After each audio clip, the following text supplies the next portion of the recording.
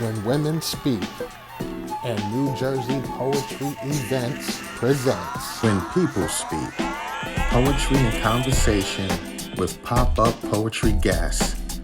Our pop-up poetry lineup will be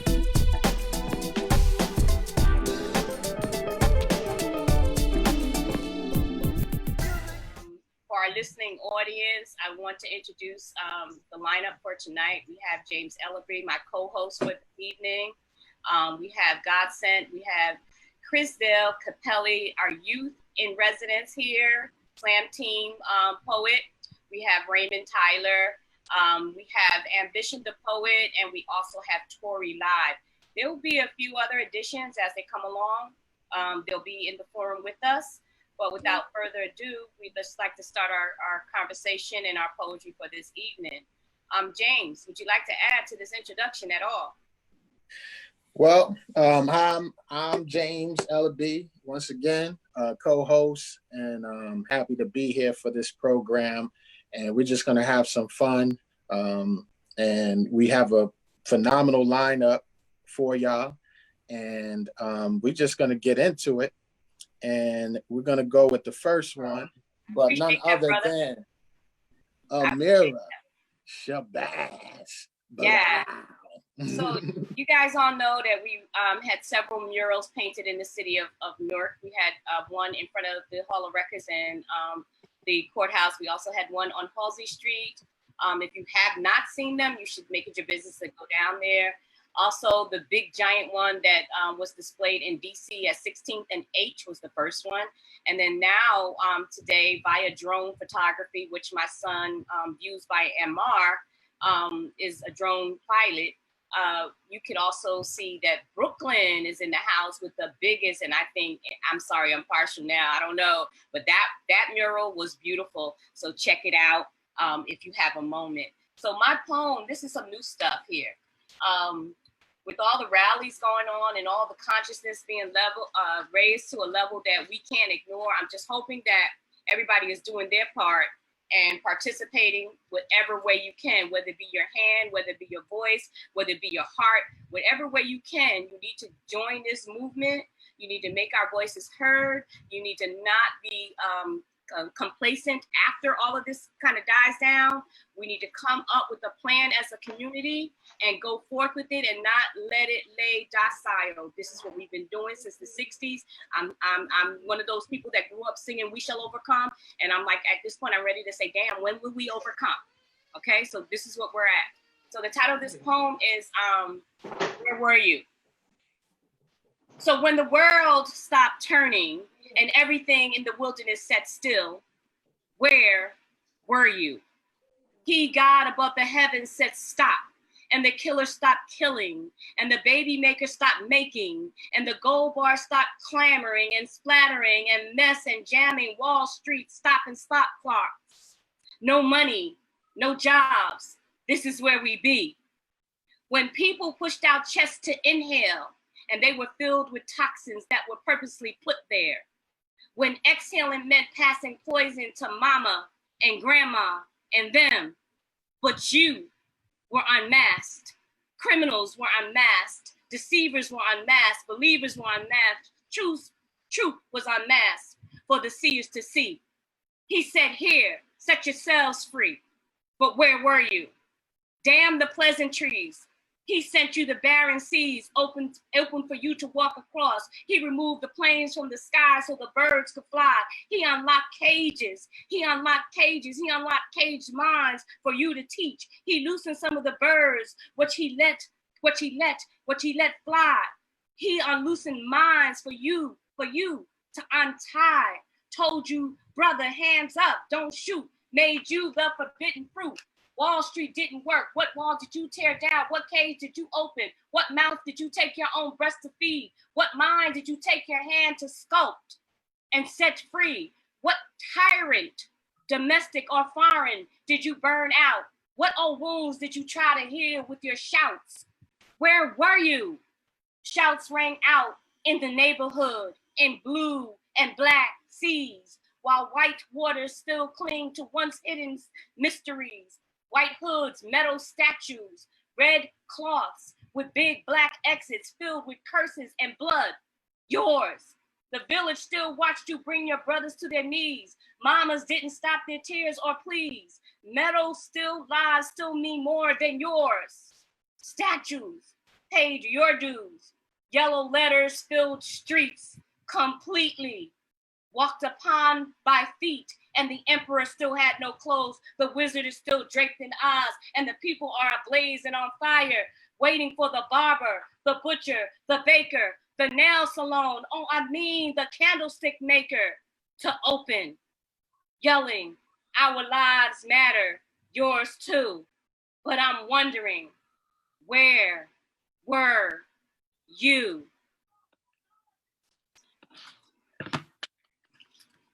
Thank you, guys. Thank you. Thank you. So you kind of get where that poem is going and the flavor of it and why it was spoken into existence. And I hope you can get the message from it. I did shorten it for the program because it is a little bit longer.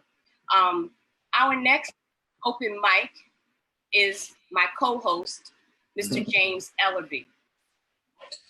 So I was looking at the picture that Amira posted about the Brooklyn mural, and I noticed some of the names, Sean Bell, Amadou Diallo, and specifically Amadou Diallo.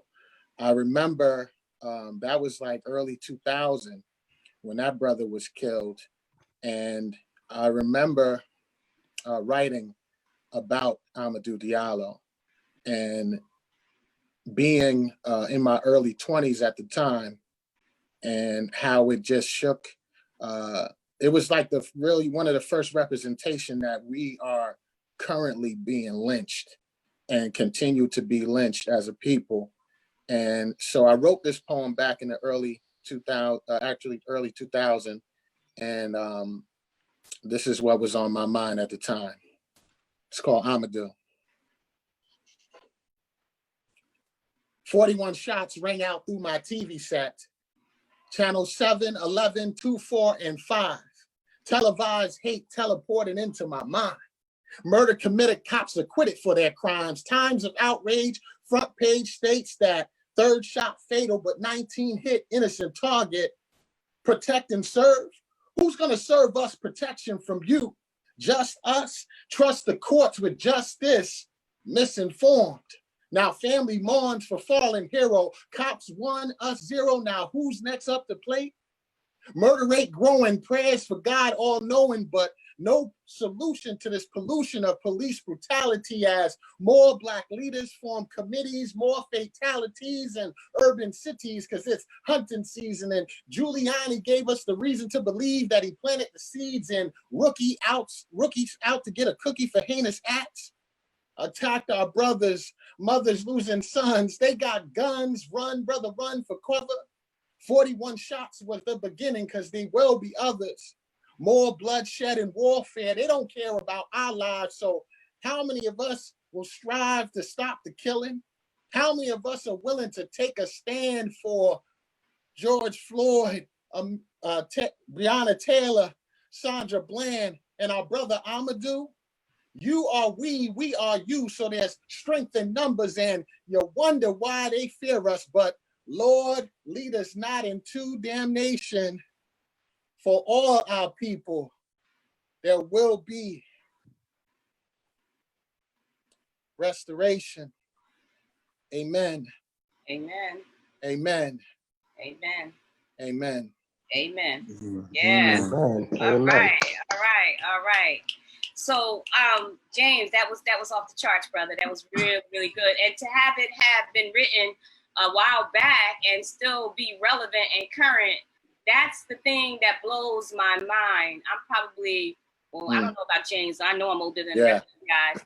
To have been thinking about this from the 1960s up to 2020, this is like, I don't know how you guys feel, but we can't keep going like this. We have to make change. We have to sacrifice. Some of the things that I didn't say in the introduction is, yes, my name is Amira, and I am the facilitator and the founder of When Women Speak.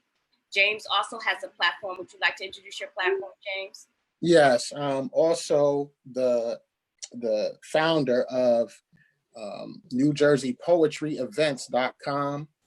And so you can go on there and see what's going on, all the poetry events that are in New Jersey.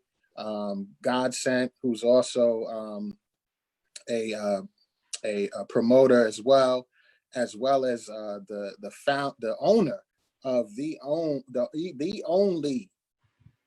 only poetry venue in Newark, and that hasn't been done to my knowledge in decades. You know, his events is on there. Also, brother Raymond Tyler, who's is here with us. His events, the founder of the Light Radio, and he will tell you more about that when he comes on. His events is on there too as well.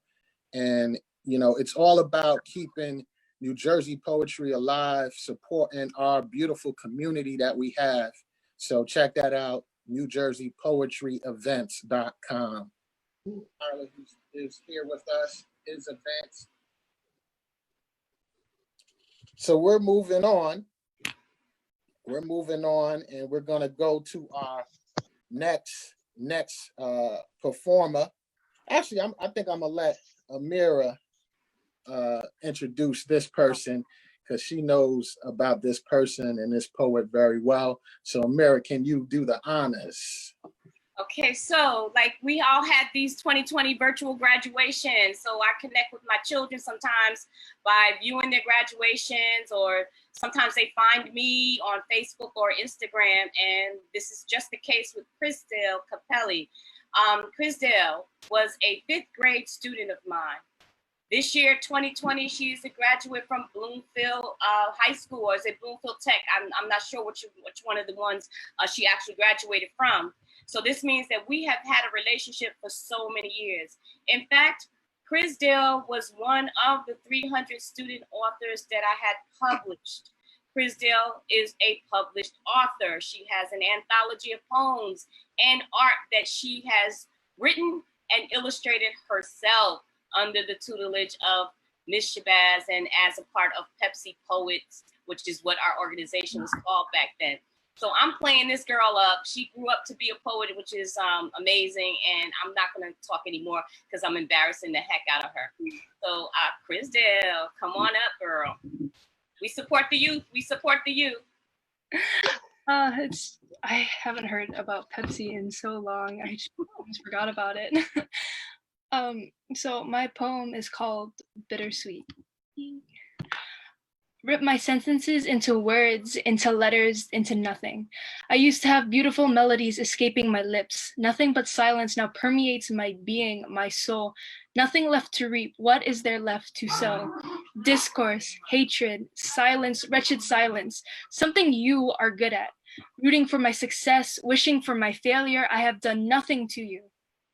But maybe that's the problem. Was I too late? Too late to save you from your own monsters? Do you hate the quiet too? The quiet reaches into your mind, then to your body. Your body is a temple, but there is no one there left to pray.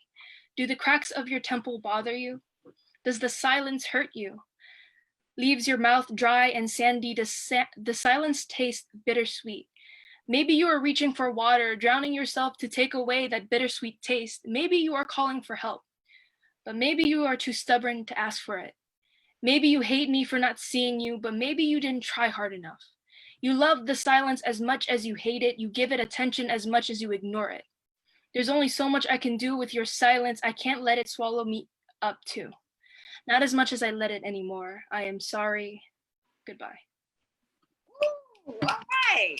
So Krysdale, tell me, what's the background to that poem? So for this one, it was more about my longtime friend. I've known her for like 3 years, and suddenly she just stopped talking to me. And so I just had a lot of like confused emotions, and I had a lot because it was like more than one problem in my life showing up. So I decided to write that poem. And now that I'm looking at it, it's about like a lot of things.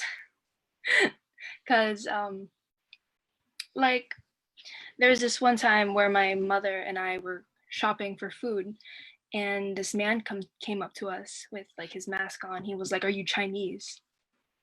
And it was to my mother, because like I was still buying stuff for and it really kind of scared me that my mother went through it when I wasn't there.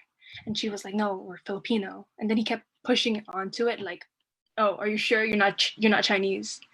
And it kind of like made me mad, because I knew what's going on with, like, you know, since the pandemic has started and that it was originated from China. There's a lot of like brutality against Asian people. And that's some ignorant mess. I'm so sorry that you and your family had to go through that. And I mean, just to be so ignorant, not to even know the differences between people from various Asian nations, it's just ridiculous. And it's not their place, their right to walk up to people and just accost them like that. That's awful. So I'm sorry, I had to say that. Go ahead, finish your story. No, that was just it. Me and my mother, as soon as I was done paying for the groceries, me and my mother just went out of there as soon as we can. She didn't even tell me until we came home. So it's like there's this huge campaign now, and guys, you can chime in at any time. This is an open forum. There's this huge campaign going on now for Black Lives Matter. You know, a lot of Blacks are coming together now because of the murders of various young men. And I'm thinking that we have a whole lot of other communities that are affected by this racism in the United States of America as well. And you as a youth have just brought forth one. I too had to stop some kind of mischief with my Asian students at my elementary school before we left, because when the pandemic first broke out, yeah, they were being bullied. They definitely were being bullied. And I didn't like it. And it's not a good feeling. Again, Krysdale, I'm sorry you had to deal with that. So, James, you have the list there. Who's next? This brother is ultra talented, not just as a poet, but also as an entrepreneur. He is really pushing the art forward and taking it to a whole nother level. I'm talking about none other than the one, the only Godsent. So come on, brother, come on here and show them. Hey, what's going on? What's going on? Hey, Godsent. I appreciate that, James. How is everybody feeling today? Really good. Thank you, Amira, for inviting me and including me in part of this. This is dope, and we definitely need more things like this. I'm gonna share a poem. It's called Forced. All right. Look in my eyes. Do you see my pain? Do you realize my blood veins in drops like heavy rain, revealing nothing but my joyful and painful tears caused by fear? See, I know fear is not of the Lord's, but to tell the truth, every day we all living scared. Not of the devil, but the evil works of his hand floating around 24/7. Now move a little closer and feel the nature of my skin. Tell me, how does it feel? Not too smooth, is it? No, because rough is the life that I've lived, and tough is the image that I have to give to survive in a society that's filled with anger, violence, hatred for the next man. So we got to make plans and find ways to kill him. But don't think about the fact that that man you might just shot have the same color skin, or even if you didn't, please tell me, don't we both still bleed the same color blood? Don't we both still feel hurt when people do us wrong? Don't we all exist through the same grace of the same God? How aren't we all fighting to be in that same spot, all looking for that same job that seems to give some type of comfort? So now I come forth to plead peace among all my siblings, because the pain is beginning to bleed our history and the tears are beginning to drown our victory. Our foreparents died so we could be free from slavery, and now we live in ignorance from day to day, moving forward in time, but in reality backwards to slavery, and slave our own sins and misery. Let's keep it real, put jokes aside. We can't blame the white man for the neighborhood and the black and black crime. We all love our moms, but what about that one that's still crying just because her son wore colors that sent him flying while dying in the pool of his own blood, trying so hard to catch the next breath, praying so hard to God like never before? You see, he had big dreams and successes, so much acquired, but all gone in seconds. because he had to live hard, never knew he would have to die hard. Society that he tried to please wanted so much to fit in has now put an end to him. Now, when I look into his eyes, I see nothing but blank, and thanks to nothing but a blank. So next time you see me and want to know me, look real deep in my eyes, past the reflection. Look real deep in my eyes, past the reflection in the pupils, and tell me what you see inside. Next time you give me a hug or touch this brown skin, feel deeply the anger in my veins and tell me, can you feel my pains? The society forced me to be this way. Wow, wow. I think that was the first time I heard that piece. Tell me a little bit about it. This is not... This is one of my old pieces. I don't even have it commenced in memory. You guys know that I don't like reading my poems. I like reading. I don't like reading my poems. I like committing them to memory. But, pretty much, I think it's, for me, growing up, and I think growing up, I was always like in the middle of, I grew up in church, and I was also like, down. I was like in the middle of everything. I never like fit into anywhere.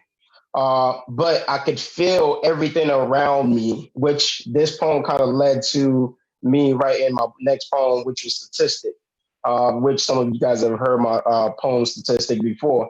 But I kind of felt like the system was forcing me to be a certain way. Like I was, everything around me was pushing me in a certain direction. And I think we are all influenced by our environment. We are all influenced, and sometimes in a positive way. Some of us, we take that influence and say, you know what, I don't want to be a part of that. And it pushes us to go in another direction, which is, it mentions why it's very important for us to create a healthy environment for us to grow up in, for our kids, for our future to grow up in.